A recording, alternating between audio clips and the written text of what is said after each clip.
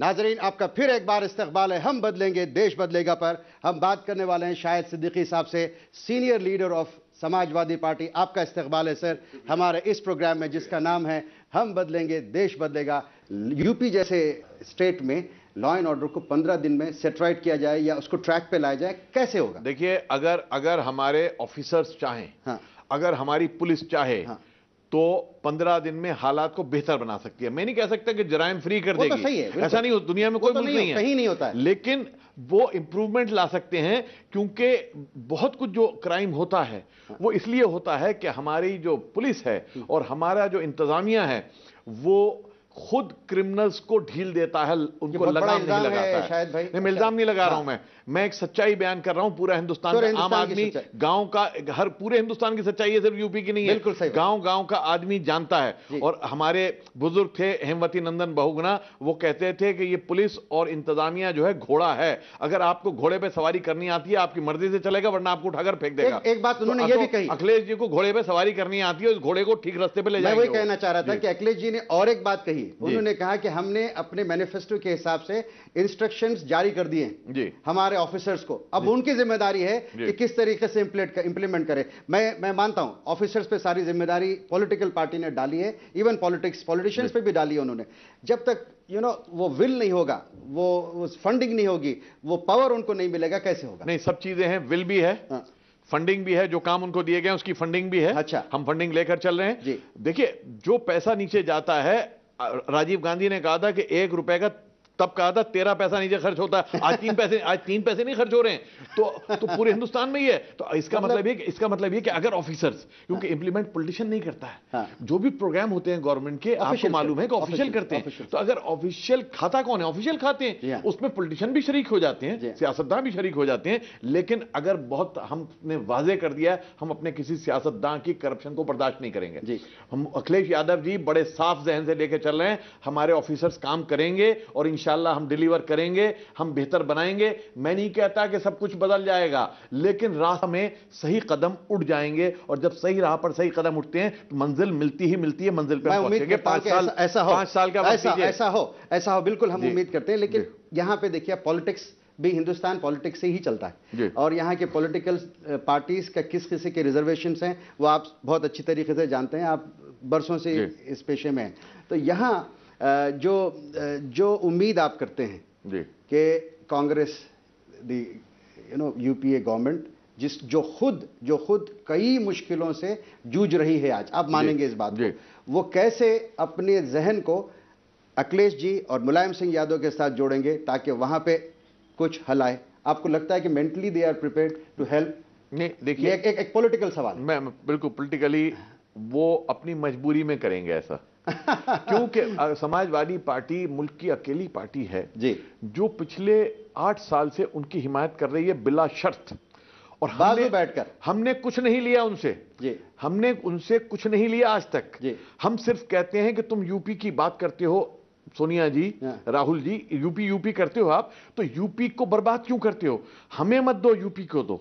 हम अपने लिए नहीं मांग रहे, हम यूपी के लिए मांग रहे हैं। आप रायबरेली में लगाना चाहते हो, जो इनको जमीन मायावती देने को तैयार नहीं थी, हमने कहा रायबरेली में ले आइए प्रोजेक्ट, शायद आप अमेठी में ले आइए प्रोजेक्ट। आपके फेवर की बात मैं कर रहा हूं यहाँ पे, एम्स का गवर्नमेंट ऑफ इंडिया की मिनिस्ट्री ऑफ हेल्थ की तरफ से एक प्रपोजल गया है यूपी को, अखिलेश जी के पास, कि वो वहां पर एक सेंटर बनाना चाहते हैं। अखिलेश जी ने बहुत अच्छा जवाब दिया कि व्हाई नॉट, पहले की गवर्नमेंट ऐसा कोऑपरेट नहीं करती। देखिए, ये प्रोजेक्ट आज से 5 साल पहले किया था, मायावती जी ने ना कर दिया उसको। उन्होंने ये नहीं सोचा कि यूपी के आवाम का फायदा होगा, चाहे अमेठी में बने चाहे रायबरेली में बने। मेरा कहना यह है कि राहुल जी अगर ये कहते हैं कि मेरे हाथ में पावर आएगी, उन्होंने कहा था मैं 2 साल में यूपी को बदल दूंगा, तो भाई अगर पावर नहीं आई तो अभी बदल सकते हो ना 2 साल में, तो लाओ, तुम्हारे जहन में कोई प्रोजेक्ट होगा। सैम पिट्रोडा जी कहते थे मुझसे कि मेरे पास प्लान है यूपी को बदलने का, तो सिर्फ प्लान तब होगा जब तुम्हारे को इख्तिदार मिलेगा। इख्तिदार नहीं मिलेगा तो तुम क्या यूपी के लोगों के दुश्मन हो? अगर दोस्त हो, अगर राहुल यूपी वालों के दोस्त हैं, पॉलिटिक्स से ऊंचा उठना होगा। हम उन्हें, शाहिद सिद्दीकी चैलेंज करता है राहुल गांधी को कि अगर आप में यूपी के लोगों के लिए हमदर्दी है और आपको मोहब्बत है यूपी वालों से, दर्द है आपके दिल में, तो आइए आकर यूपी में काम कीजिए, यूपी को बदलिए। चलिए हम इसको बात को थोड़ा बदल देते हैं, यहां पे आते हैं माइनॉरिटीज पे और मुसलमानों के इश्यूज पे, जिसकी वजह से समाजवादी पार्टी कोई डिनाई नहीं कर सकती, ना मुलायम सिंह जी कर सकते हैं, ना अखिलेश जी कर सकते हैं, ना आप भी करेंगे कि उनकी जीत का सेहरा बहुत हद तक मुसलमानों पर भी है। आप मानेंगे बात को? आपने नेगेटिव सवाल किया है, हम तो कभी डिनाई करते नहीं, हम तो इस बात को कह के चलते हैं, मान के चलते हैं, तो इसमें डिनाई करने का तो कोई सवाल ही नहीं है। डिनाई नहीं कर रहे तो नहीं, हम तो नहीं, सिर्फ यही नहीं, हम मुसलमानों की बात इसलिए नहीं करते, देखिए माफ कीजिएगा कि उन्होंने हमें वोट दिया, हम मुसलमान की बात इसलिए करते हैं कि मुसलमान इस मुल्क में सबसे ज्यादा पिछड़ा हुआ है, उसकी हालत दलितों से बदतर है, मुसलमान मुसलसल नाइंसाफी का और जुल्म का शिकार हुआ है, और मुलायम सिंह यादव जी अकेले लीडर हैं जो हमेशा हर हाल में मुसलमानों के हुकूक के लिए लड़ते आए हैं। बबांगे दुल उन्होंने इस बात को पार्लियामेंट में भी और यूपी में भी लड़ा है, और हमारी लड़ाई मुसलमानों के लिए इसलिए नहीं है कि हमें मुसलमान का वोट चाहिए, हमारी लड़ाई इसलिए है कि जब तक मुसलमान आगे नहीं आएगा, हिंदुस्तान आगे नहीं आएगा। आप एक हिस्से को मफलूज बना देंगे तो बाकी जिस्म भी मफलूज हो जाएगा। मैं यहां पे एक छोटा सा ब्रेक लूंगा शायद सिद्दीकी साहब, क्योंकि वक्त का तकाजा है। नाज़रीन, आप कहीं जाइएगा नहीं, मैं अभी लौट कर आऊंगा।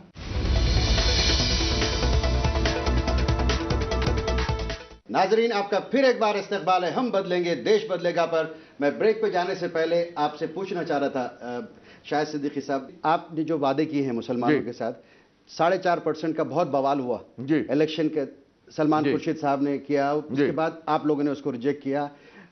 अब जो आप लोगों ने जो प्रॉमिस किया है वो 18% रिजर्वेशन की आपने मैनिफेस्टो के हिसाब से रिजर्वेशन फॉर माइनॉरिटीज आपने कहा। नंबर 1, ये कहां तक इंप्लीमेंट कर पाएंगे या कब तक करेंगे? चलिए देखिए, इसके ऊपर इसको क्या है, ये बेस्ड है जस्टिस रंगानाथ मिश्रा कमीशन की रिपोर्ट के ऊपर। जस्टिस रंगानाथ मिश्रा कौन थे?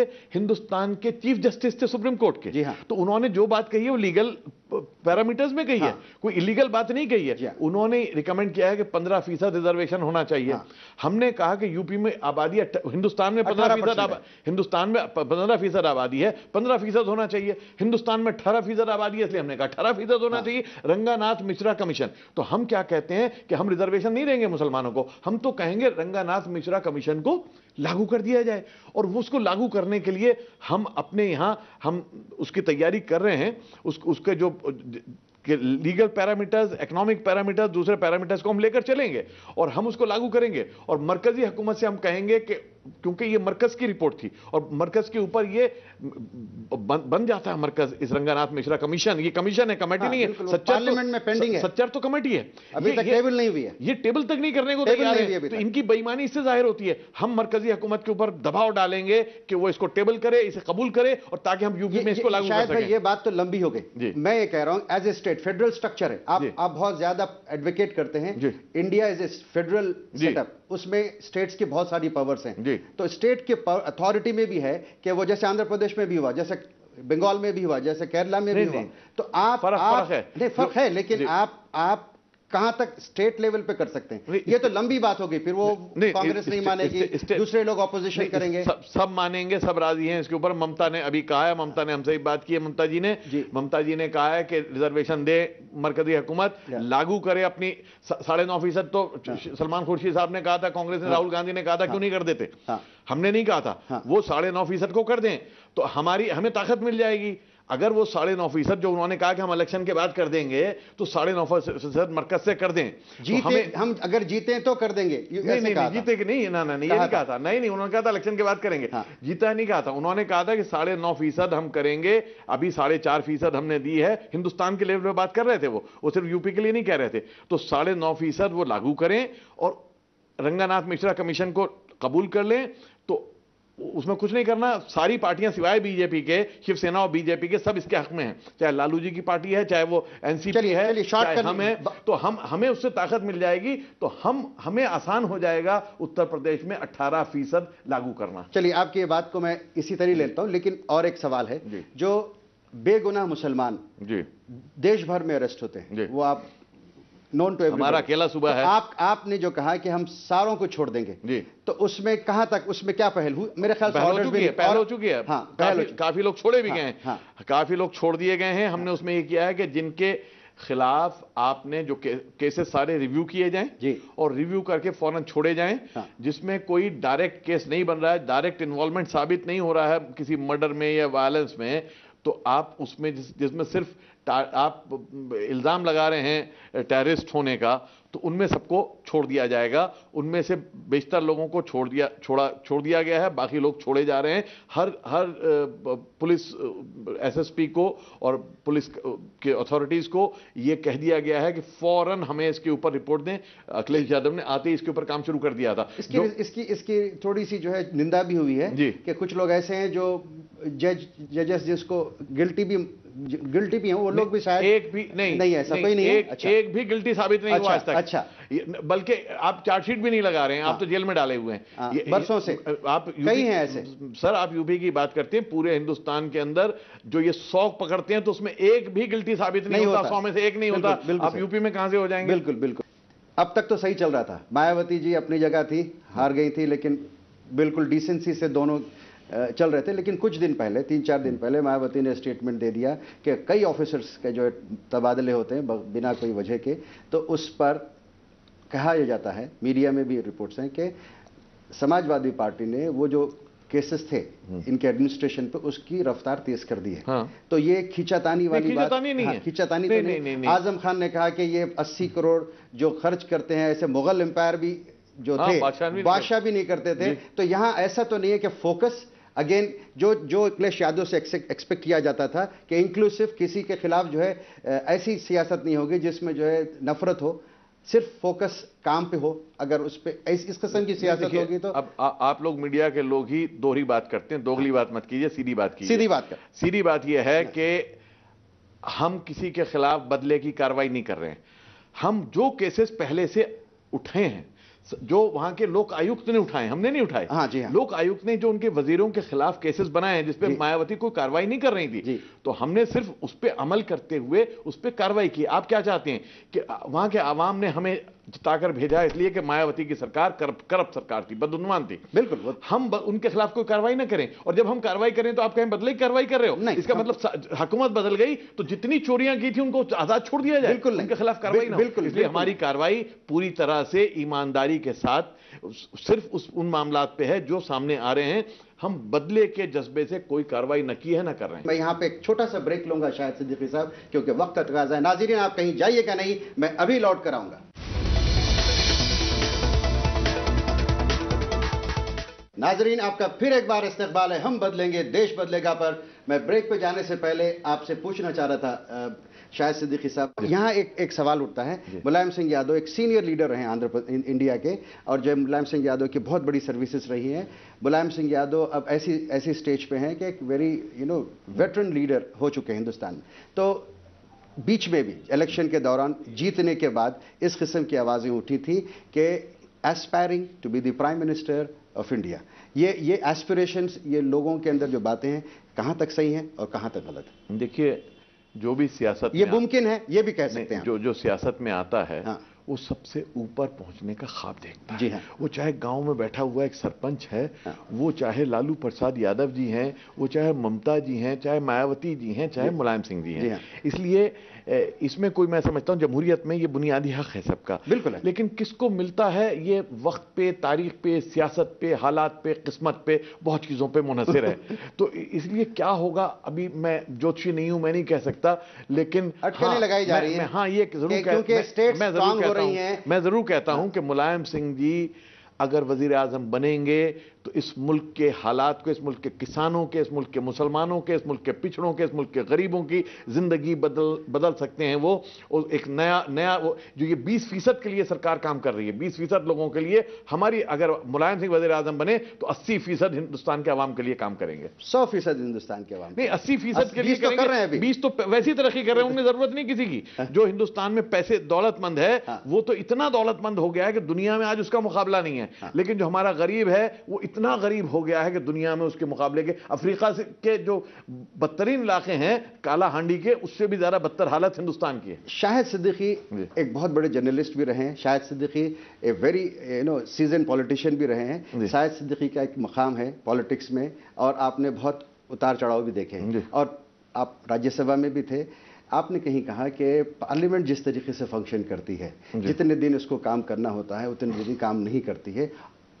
25-30% ही ये काम कर पाती है। कोई डिस्कशन पूरा नहीं होता है, कोई फैसले नहीं होते हैं। तो आपने कहा, आपके सेंटेंस है, आपने क्लियरली कहा कि किस किस्म की डेमोक्रेसी को हम झेल रहे हैं, किस किस्म की डेमोक्रेसी में हम जी रहे हैं।